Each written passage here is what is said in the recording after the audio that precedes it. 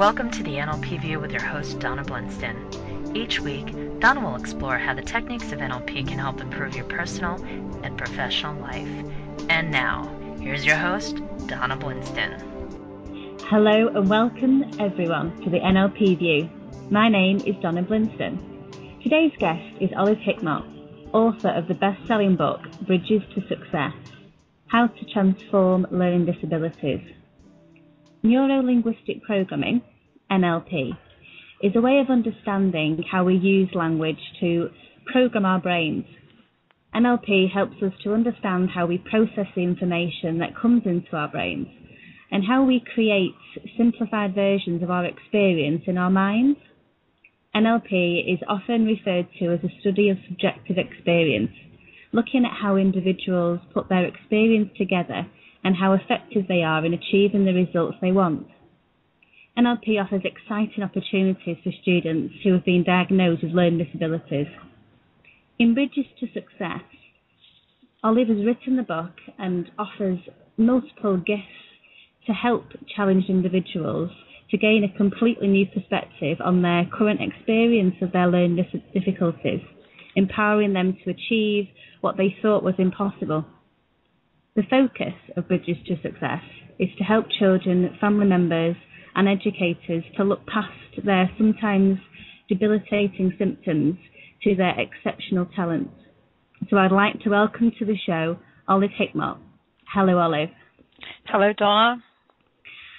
Hello, how are you? Very well, thank you. Very well indeed. Good. It's great talking to you again. It's wonderful to have you on my show and to discuss the work that you're doing around learning difficulties. Because it's becoming, I wouldn't say it's more present nowadays, but I think it's definitely, we're more aware of it. And I think it's like anything, the more you look for it, the more you can notice it, I think, more than anything else. So the work that you're doing and the tools, really, that you're offering these people certainly enhances their lives. Myself, I've previously suffered with dyslexia, and it was something that really held me back. It affected my self-esteem, my self-image, my confidence, and it caused me to just basically place walls in my way, and I didn't believe that I would ever be able to achieve anything. And for me, NLP enabled me to conquer this and, well, in my words, shine. So, thank you.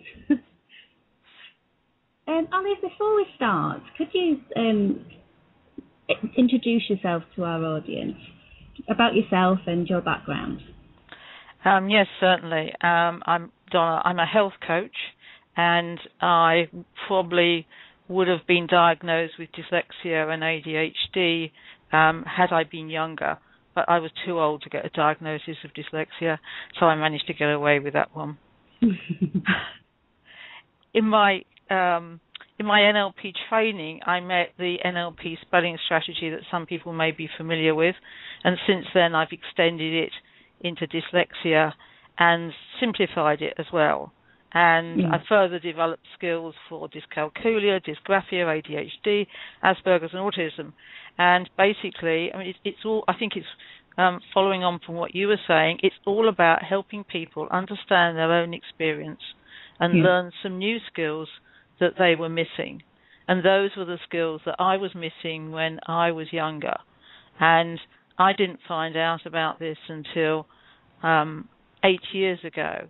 And I was just amazed that I have a maths degree, so I'd always been able to do maths quite easily, but I'd struggled with literacy. And I was amazed when people told me how they did literacy. And so I launched into teaching it to children in my local special needs school, and I was even more amazed about what they could do. I bet you were. That's one thing, actually, that it's widely recognised that people who study children with learning difficulties and work with them, that a lot of them, they're very, very creative and often above average intelligence. And I think a lot of it is it's us and it's our problem as much as it is theirs, because we're not communicating with them in a way that they understand. We're not stretching ourselves. We're not stimulating them enough. And I think a lot of it is they're bored because they're not capturing them at where their needs are. And they've already done it. Over the years, I've found that there is two aspects to learning difficulties. There are exceptional skills, and the flip side of the exceptional skills can be quite debilitating symptoms. And I've become an expert in how people learn visually, not how we teach them visually, but what's actually going on in their brain when they're learning visually. And the visual sense is a fantastic resource that everybody's got and everybody can use, but not everybody knows how to use it the best for their schoolwork, for example. And I get focused on what people can do rather than what they can't do. And what we do is we use all the skills that they've got in order to help them learn in a way that works for them. Yes, yes. Could you give our audience an example of what you mean by the way they visually learn? Yes, certainly. I mean, all you've got to do is just imagine a cat or a dog, something like that, and just notice how clear your picture is. Some people will have gorgeous multicolored pictures of cats and dogs right in front of them. Some people will have black and white. Some people will imagine cartoons, and some people will just know what their cat looks like. Any of those will do, and that's how we learn visually. So when you show a child a map of Africa, for example, that's teaching them visually. When you read them a story about Africa, then they're creating their own pictures, and that's how they're learning visually. And that's where the subjective experience and subjective reality comes in. It's an aspect of the NLP of how we see what we see through our own eyes, dependent on our own makeup, our own beliefs, our own learning styles, and everything that makes us us. And we've created our own picture, which on the whole is where a lot of the breakdown in communication for everybody is, especially them, for children who struggle with that. Well, my experience is that these children with all learning difficulties are really very, very visual. Some of them have tucked their pictures away because they've got frightened by them, but that happens occasionally. But most of the time, they have got extremely good visual memory. They're just not using it properly. If you, for example, imagine that you've got, when you visualize something like an elephant, it's running around instead of keeping still. And if you imagine that you've got multiple television screens, we had one lad who said to me, how do I concentrate in a maths lesson? I've got a video of my mum telling me brothers off, a video of last night's news, a video of my favourite film, and a video of something or other else, all running in the middle of a maths lesson. He said to me, how would you concentrate? And I went, I don't think I would. And so I taught him to start turning off some of his television screens. Wow. And that's normal. If you ask somebody who's got ADHD diagnosis, quite often they've got multiple television screens and they're running right in front of their face, which means that they just can't concentrate. And that's what gives the presentation of their the impulsiveness, the restlessness, and the inattentive symptoms that we often see with a child with the attention deficit hyperactivity disorder. Yeah, absolutely. That's what we're seeing, and the reason being because they've got so much going on. But it's been going on all their lives, so they think it's normal. They don't realise that it isn't going on for other people. I was working with a football manager recently who could visualise something like 100 different screens simultaneously. Wow. And it was all... That's quite an amazing gift, really, isn't it? It is a totally amazing gift. Gift. He was doing different scenarios on the football pitch with his, and it is an amazing gift. So it's not to be sneezed at. But the thing is, if you do the same thing with words, you get really, really confused. which would be where I guess the whole thing around of how you have the words seem to move on the page. Absolutely. It's not necessarily the words that are moving on the page, it's the multiple different screens that they're seeing when they're trying to read that will be interfering with each other. Well, yes. It's probably, if I explain it like this, another thing we can do with our visual memory is to recall pictures, like photographs, or recall videos. Some people do an awful lot of videos and they can't get photographs.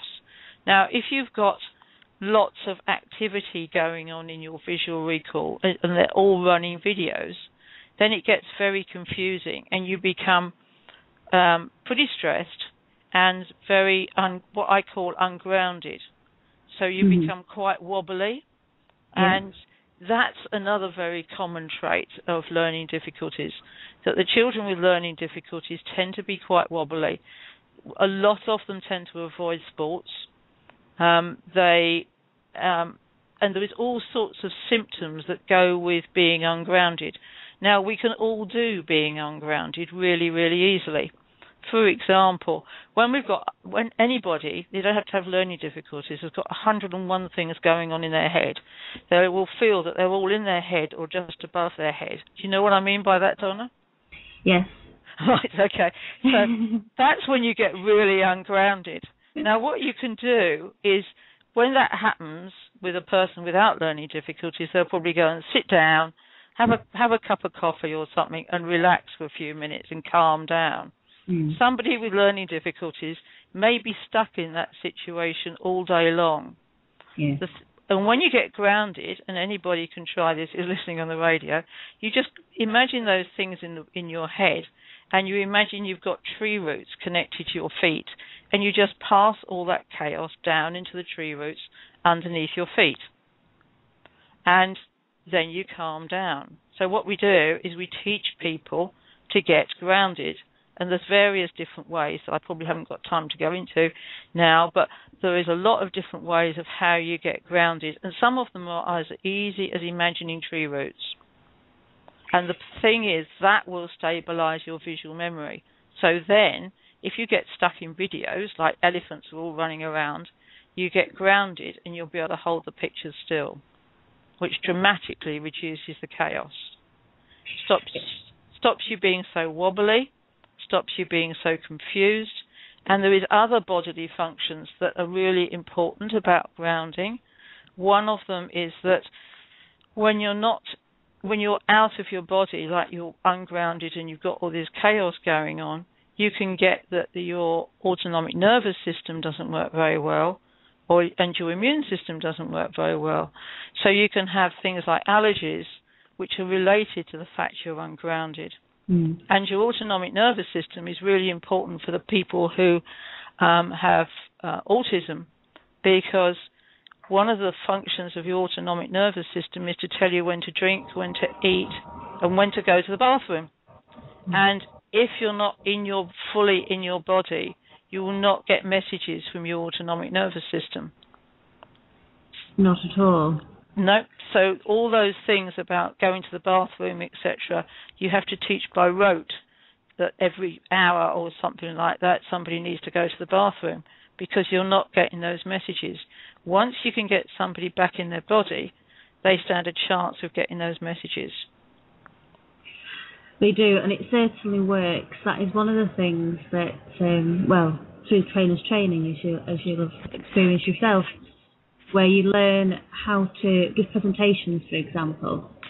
And with me and the previous dyslexia, I wasn't able to stand in front of people, to do presentations, to talk or express myself. A lot of that was the wobbles, which is can be seen as your maybe stage fright, nerves, but all of that is exactly what you've explained. So for people who are listening, who haven't got learning difficulties themselves, it's those feelings very similar to doing a presentation or being put on the spot and having to speak, or public speaking. And if they can imagine what they'd be feeling like then, that would be an everyday feeling for somebody who's suffering with these learning difficulties. by being able to ground yourself, calm down, which is what I was taught. It completely transformed me. I wouldn't have had a conversation within a group of people previously, whereas now I teach, do public speaking conferences, speak on radio shows without any concerns or problems. Great. I mean, in Bridges to Success, we have 2.5 chapters on grounding because it's such an important topic, and it has major effects on your health. They've done some work on grounding where they show that you get quite cloggy blood if you're not grounded, whereas when you're grounded, your blood flows really well. Yeah. And so I can't underplay the importance of grounding. And because we live in a very high-tech society with lots of computers around, not much green area quite often, lots of certainly in our inner cities, lots of concrete jungles. The kids just aren't getting that access to the earth energy, which is what you need from grounding. And it's something that can be done quite easily with parents and their children, as being a fun activity in the park or in the back garden or even in the front lounge. Absolutely. Which would completely transform that child's day, as well as the parent's day, as a result of being able to support the child even more effectively. The minute you can get a hyperactive child grounded, and you teach them to have control over their own grounding, because it's not something you can do for somebody else. You have to teach them to do it for themselves, and you have to get them to realize they like the state. I was teaching a little girl this morning who's 7, and she said when she was grounded, she felt quite calm. That was much better. And so she's going to carry on doing it if she likes that state. Oh, bless her. Bless her. Can I ask you about Asperger's syndrome, which affects the way people process information and the way they focus in on the details? And it's that causes their impairments in social interactions and things like that. How would the grounding be able to support them, or would it be more going back to visualization? Well, it's a whole mixture. Grounding is very important. When people get confused, anybody gets confused, grounding is very important. So that will help a lot with the sensory overload that they get. I personally love working with Asperger's children because I think they are amazing. They're normally extraordinarily talented, and they've got the most amazing visual imagination. They are very, very creative. And okay, they do focus in on things, but then I look at that particular what's called a disability and go, is that a disability or an ability? Because when they grow up, there is things that you want them to focus in on for particular roles in life. And so I was looking through a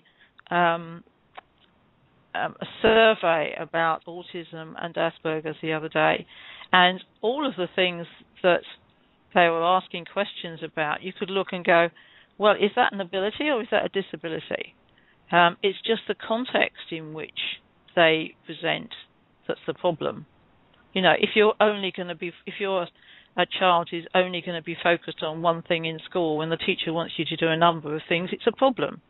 Yeah. Whereas when you're doing, brain surgery when you're older, it's fantastically useful to totally be focused on what you're doing. I couldn't agree more. So I just see everything that people tell me about children with learning difficulties, I go, some of it's an ability, some of it is the flip side of some of it is a disability. That when you're focused in on one thing, for example, you don't hear what somebody's saying to you. Well, that's totally explainable through NLP. But, of course, that's viewed as a disability because children aren't listening. I have a real problem with the word learning difficulties because I see these children, and that was something I just wanted to explain. There is when we learn anything, there is 4 levels of learning. To start with, if you imagine when we're born, we haven't a clue that we want to be able to drive a car when we're older. So that's what's called unconscious incompetence. Mm-hmm. When we take our first driving lesson, we normally get out of the car feeling, I'm never going to do this because there's so much to do and it's all so difficult and it's got to be done in the right order. That's called that I'm consciously now incompetent. Mm-hmm. By the time I've learnt how to drive, I've become consciously competent. So everything happens in an order and I know what to do in which circumstance. And when you become really competent at it, you become unconsciously competent, so everything just flows. Now, it's like 4 steps, that. And when you've got, what happens with the children with learning difficulties is they get stuck between step 2 and step 3. And my belief is that they are learning differently. They then get confused, the teachers get confused, and their parents get confused, and they end up with learning difficulties. And what we do is we go, okay, so what are you really good at, and what are you struggling with, and what you're struggling with, what do you want to change? And then we teach them those things in a way that makes sense to them, makes sense to the way they learn. And then you get rid of those debilitating symptoms. It's very much teaching them about themselves. Exactly. Helping them to understand how they do things and why they do things in that order so that they can apply that technique for different things, from one thing across to another. Absolutely. And there is a lot of things that many children pick up as automatic from a very young age, and other children don't. And so one child will pick up visualizing pictures and visualizing numbers. Another child will pick up visualizing pictures and visualizing words. So, but they're not taught these skills, so it is pot luck as to whether they get these skills. What they need to do is to be able to keep their visual brains under control so that their brain isn't, they are consciously running the show rather than letting their brain just go off at a tangent all the time and then they can't concentrate. Is there any tips that you would give to the parents, for example, of a child who suffers from autism or Asperger's syndrome or any of the other learning disabilities? Well, let me just give you some really quick ones because I can see the time is cracking on. For ADHD, I would definitely check where the children are visualizing and what they're visualizing and how many screens they've got, and teach them to get grounded. Mm-hmm. For autistic children, my concern is what happens when they're very young, and so many people have told me they've seen their child start to disappear when they're around 2 years old, and there is a lot we can do about that, but I can't really cover that in the program quite as quickly as that. But to just keep them so that they're not being overloaded with information and that they are able to keep grounded will be really useful. I've also met children who, on the dyslexia group, who have actually gone to school, been able to read, and they have developed dyslexia. And that is relatively unknown, but they've actually got so confused once they've got to school because it's a different environment, because there's more stress, etc. One of the things I'd like to say about dyslexia, by the way, is the letters moving on the page is completely grounding. Once you can get somebody grounded, they don't move. I can second that one. And the other thing about many people on the autism spectrum is there is a lot of fear and confusion being generated by themselves, being generated by the external environment. And that's the area that we're now working on to see how we can help these children release some of this fear, which is out of date, basically, and they don't need to do it because everybody knows about fight or flight, and lots of these children are permanently in fight or flight. Which is where they'll struggle with the social interactions and the social communication, so that will be the field that you'll be looking into, will it? Exactly. And Bridges to Success comes a long way we've got 26 skills in there that we teach people that anybody can learn just straight from the book, to be quite honest. And you can try them out on your children and see what works and what doesn't work. There's no drugs involved. There's nothing like that. They are very, very simple. And so they are worth trying out. And we're going on to work on additional work for autism spectrum children. Some other things that might be useful to people is that there is a literacy workbook and a numeracy workbook you can get off the website. And I think one of my best resources is if you go onto YouTube and look up the channel for Olive Hickmott. That's OLIVE HICKMOTT. There is 8 5 or 6 minute videos there, all numbered, which gives you my approach and why I believe we can help the children with learning difficulties so easily, because it explains to you how things go wrong. And then we do practitioner programs in just one day. We teach people to teach other people, so they're ideal for parents and teachers and professionals, and you can even learn those online now. You can do them either in person, via teleseminars, or online. So if you go to empoweringlearning.co.uk, you'll find all that stuff there and lots more information besides. A world's worth of resources, Olive. It's a huge credit to you and utter inspiration. Well, I just want to get a privilege.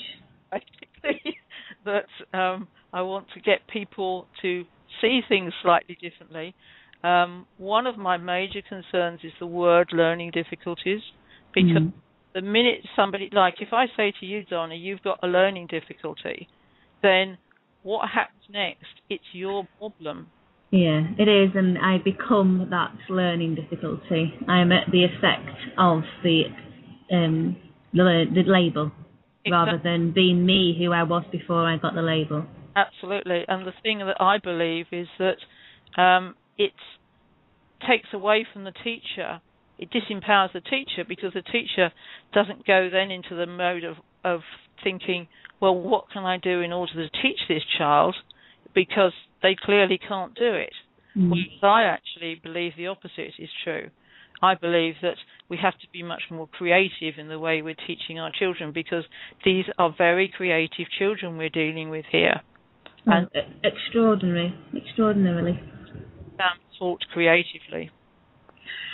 Olive, could you tell our audience how they can contact you? Your contact details of your website. Before we went. Empoweringlearning.co.uk. I'll just spell that for you. EMPOWERING learning.co.uk. You can sign up for newsletters there. You'll get pointers to the YouTube videos. There's an enormous amount of information on the website. And if they want to email me, they are very welcome. My email is olive@empoweringlearning.co.uk. And the other thing they can do is I always offer people 15 minutes totally for free, where they can just talk to me about their particular challenges with their particular family members or students, and we can work with them to help them. Brilliant. Olive, once again, it is an utter privilege to speak to you, and I urge anybody to buy Bridges for Success, look up Olive Hickmott, her work that she's doing, and give it a go. Have a read of it and just see how much it will empower you, your child, your family members, and make you an even more flexible person. Thanks, Donna. You're more than welcome. And thank you, everyone, for tuning in. If you would like to learn more about NLP, then tune in each week. And also visit my website, www.donnablinston.com, where you can pick up a copy of my best-selling book, Psychobabble, a straightforward, plain English guide to the benefits of NLP. You'll also be able to find out about my online webinars and my pocket guides, which are filled with tips and NLP techniques to help you clear your mind, to cope with the holiday season, relationships and work. And once again, thank you for tuning in, everyone. And a big thank you to our inspiring guest, Olive Hickmott.